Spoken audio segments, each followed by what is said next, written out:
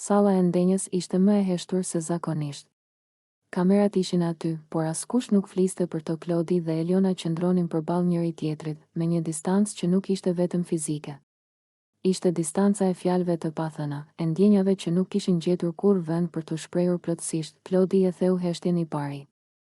Zëri I tij nuk ishte I ashpër, por I lodhur. Mua më ka ardhur shumë keq që jemi ndarë, tha ai, duke e parë drejt. Nuk e kam marrë lehtë. Asnjë ditë. Fjalët e tij ranë rënd në ajër. Nuk ishin dramatike, por ishin të sinqerta. Ishin ato lloj fjalësh që dalin vetëm kur dikush nuk ka më çfarë të humbas. Eliona e dëgjoi pa e ndërprerë. Fytyra e saj ishte e qetë, pothuajse e ftohtë. Kur foli, zëri I saj ishte I prerë, pa hezitim. Jo. Kur, tha ajo.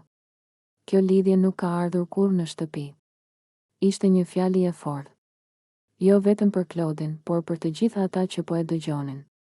Ajo nuk po fliste për një ndarje të thjeshtë, por për diçka që, sipas saj, nuk kishte qenë reale në thelb. Klodi u ndal për një moment.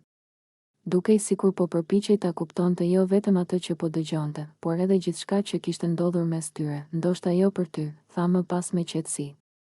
Por për mua ka qenë reale. Nuk kam baloj. Nuk kam ba plane. Kam qenë vetvetja. Ai nuk po kërkonte fajtor. Po kërkonte të drejtën për ndjenjen e tij. Eliona nuk u lëkun. Problemi është pikërisht ky, u përgjigj ajo. Ti e ke jetu ndryshe. Unë e kam pa ndryshe. Kjo shtëpi e nxjerr gjithçka. Dhe unë nuk e kam ndier kur që kjo lidhje ishte e fortë sa me u quajt lidhje. Fjalët e saj ishin të drejtë për drejta, pa zbukurime. Në Big Brother, çdo gjë e pambyllur kthehet në bar. Ajo po e mbyllte derën, jo me zhurmë, por përfundimisht. Klodi mori frym thellë. Më dhem që e thu kështu, tha. Jo se u ndam, por se e mohon krejt çfarë kam ndier. Për herë të parë, Eliona uli pak tonin. Nuk po mohoj ndjenjat e tua, tha. Po flas për të mijat. Ishte një përballje pa brejt.